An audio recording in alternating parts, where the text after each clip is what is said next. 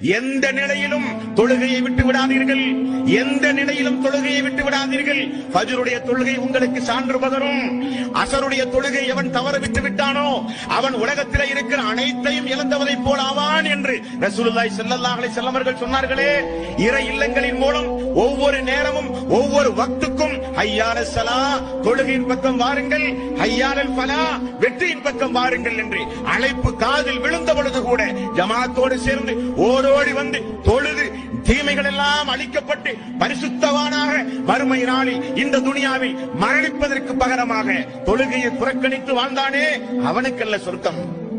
ஓடோடி வந்து முதல் சஃபில் இமாமுடைய வலது பக்கத்தில் இருக்கிற மக்களுக்கு வானவருடைய பிரார்த்தனை என்று ரசூலுல்லாஹி ஸல்லல்லாஹு அலைஹி வஸல்லம் அவர்கள் சொன்னார்களே, அந்த ஜமாத்தை பின்பற்றி தன்னுடைய வறுமை காலத்திலும் செல்வமான நிலையிலும் சோதனையான கட்டத்திலும் எவ்வளவு பெரிய மன உளைச்சலுக்கு ஆனாலும் ஓடி வந்து சுஜூதில் கிடந்து தன்னுடைய மனக்குமரலை அல்லாஹ்விடத்திலே ஒப்படைத்து அழுது தொழுது சுஜூதோடு தொடர்பு வைத்தானே அவனுக்குரியது அந்த சொர்க்கம்.